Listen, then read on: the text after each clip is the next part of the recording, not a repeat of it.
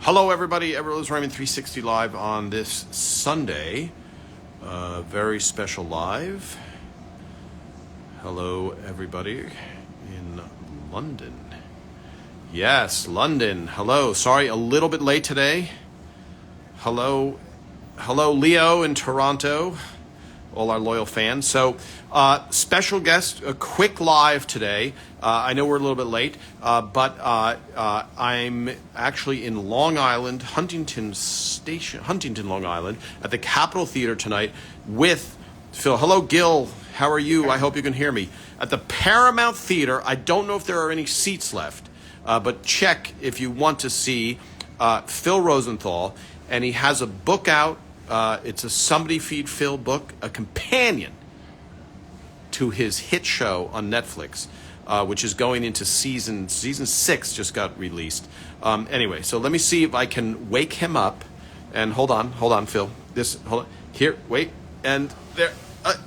Yes. Oh, hello. I'm on Long Island. I went to school on Long Island. I did not. I did know that. I went to Hofstra University just a couple of years ago. I graduated, and now I'm here back at the Paramount Theater. If you're watching this and you're on Long Island, you should check with the Paramount to see if there's any seats left. I think we're almost sold out, if not totally sold out. But I would just come because there's always a way. All right, Phil. Only because Yes. we're usually talking 2 by 2, yes. and instead we're in this room. I'll Yes. get close. So I know you like it. yes, so tonight you'll be talking about, and I went to the show in Los Angeles where you had Allison Janney there, and you talked about your parents, and you showed the whole episode on Netflix about your parents, Yes. and your parents were the origin of many Rose Raymond stories. Yes. Right, the toaster Yes. episode, Oh, yes. the Fruit of the Month yes. club, right? Yes. Tons and tons of. They were good for when we needed crazy. And they liked it, by the way. You sound mean, but they loved it when you called them. Psychopaths. Right. They thought that was hilarious. That right. My mother hit my father watching that episode and said, "Hey, we're the psychopaths." Yeah. So I don't want people to think that Phil's being mean.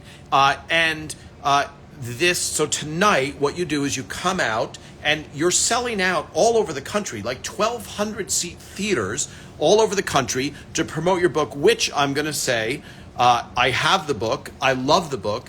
And I don't think you know this, I made the Brajol Oh, how episode. was it?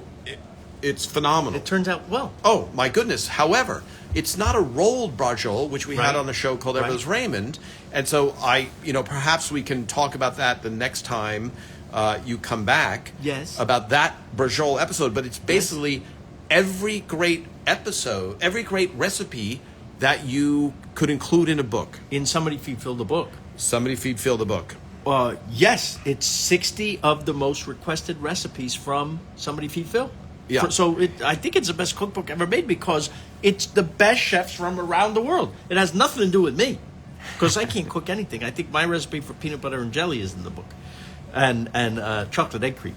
By the way, I was going to say, Phil, because I want to talk about Everett Raymond, because that's where we are on the station. And I wonder if my friend can read any of the comments that are coming up, because usually I'm on a big iPad, but here we're on a little teeny And we're phone. old, so we can't see your comments. Yes. Oh, wait. Repeat that. I couldn't hear you, Phil. Oh, no, I could hear you. Okay. So what I was going to say is, I want to talk about Everett Raymond, etc. But what I was going to say is, on the show, because this question comes up, and I keep forgetting to ask you, Yes. the finale of Raymond, Yes. right? They're all sitting at a table. Yes. And there's an extra chair, an empty chair there. And somebody asked, was that deliberate? Did the props department forget that? But what was the plan? I wanted that extra chair there, so they were all sitting around this way, facing out, and there's an empty chair. Now it could be for one of the characters who are up, like Deborah or maybe even Ray, to sit there. But I always thought that empty chair at the table represented you, the audience, Oh, that's... because you were invited. Oh, that's a very... I'm going to tear up, Phil. Because, well, the whole Netflix show, you've said before, and sorry, I'm bringing the so people can hear better. Yeah. The genesis of the show was a little bit based on something happening in real life with Ray. Right. There was an episode of Raymond where we went to Italy, and the whole thing started from that. When I saw Ray, who wasn't really interested in going, to anywhere. That's when I got the idea to do the Italy show. And then, while we were in Italy, this arc of the character that I wrote, I saw Ray get, woke and get it. And when you see your friend, when you can turn your friends, I bet that's why you do this even. You like turning people on to stuff you like. It's why any of us do anything in the arts or anything. And even if you're not in the arts, just turning your friend onto a slice of pizza that you know is good is great, right? So I thought right then and there during that episode, what if I could do this for other people? And so that's what Somebody Feed Phil is. Yeah, and so now it's on Netflix, but it's something that you did normally. So as a writer on the show, so for those of you that are just joining, I'm Tom Caltabiano. We're talking to Phil Rosenthal, and we're both going to be at the Capitol Theater. No, not the Capitol. The Paramount Theater. The Paramount Theater. At Huntington. Huntington, Long Island. Tonight at 8 o'clock. Okay. Yeah. Tonight. I'm glad you reminded me because I. Well, you're the moderator. You have to be here too. So don't go to the Capitol. I was about to leave go for to the Capitol. Paramount. Yeah, I was about to leave for the Capitol. Luckily, we're backstage at the Paramount. Yeah, but I will say on the show, so much of it is about food, and in real life, Phil, even when he didn't have a TV show, would get joy in introducing all of his friends to food. And Ray Romano, the real life person, had not had sushi before, had not had a ton of different foods. I forgot that. Yeah. I forgot that. But then once he's afraid to try it. You must all know people like this. Afraid to try it until he tries it, and then that becomes the thing he loves the most. Yes. And now he won't try anything else. Yes.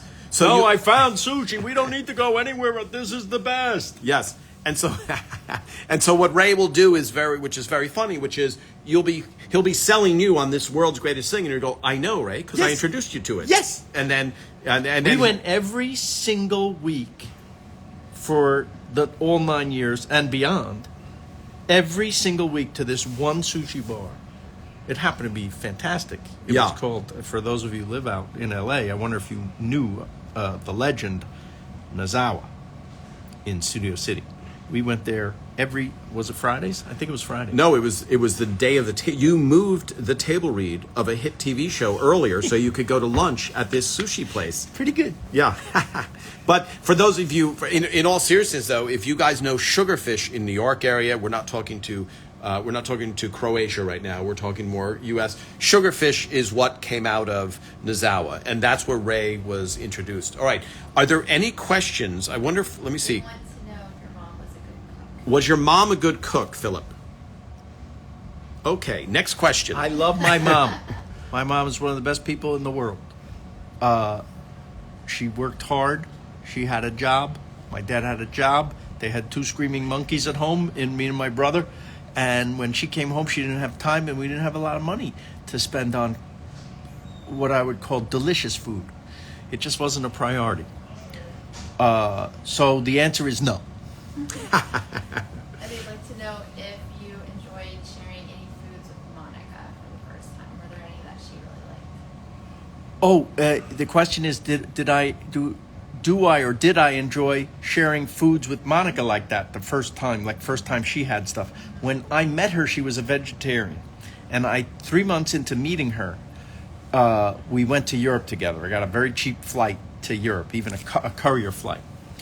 But to do this, we had to travel separately. So I went ahead to Zurich, and then she met me the next day in Zurich. I was 26, she was 23. She came off the steps. I'm there waiting for my girlfriend, and she goes, I ate the lamb on the plane. I'm ready for anything. That's when I knew this could be the girl for me. Yeah, true love. Yes. True love. The lamb on the plane. All right. Any more questions? Because Phil has a lumbering process where he Just a lot of love. exercises his tongue. That's and nice. Yeah. People, I see your comments. I do. My eyes aren't that bad. I love your comments, and I love you. Thank you so much for tuning into this special Everybody Loves Raymond 360, hosted by Tom Caltabiano. Yes. I'll see you soon, hopefully in the flesh. Oh, yeah. And Phil, this is great. So we'll see you tonight. Please, the Paramount Theater in Huntington. If there's any tickets left, I hope some fans come up. And afterwards, I have to say, Phil, it's a very menschy thing, but you take pictures with all the fans. And if you buy a book, yes, and I want to tell you that proceeds from my share of the book are going to ALS, and so if you buy a book here, it will be signed, and I'll take a picture with you. You have several requests to end it for was a joke for Max. A joke for Max. Okay, you ready? He said this on the show. Did you hear about the streetwalker in Venice?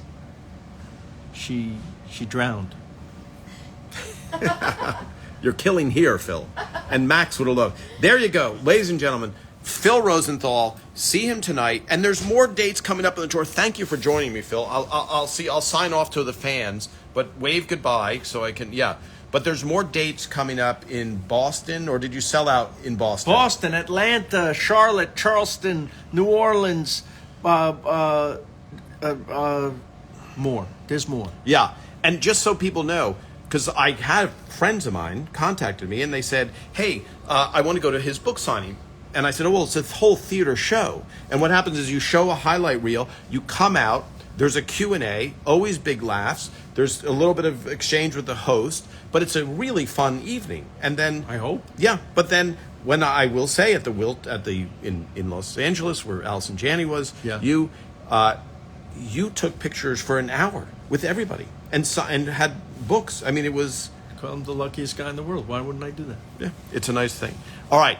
See, for those of you that are attending tonight, you'll see Phil will be wearing. He will take this jacket off, revealing something amazing. Yes, a physique. A sweater. Yeah. All right.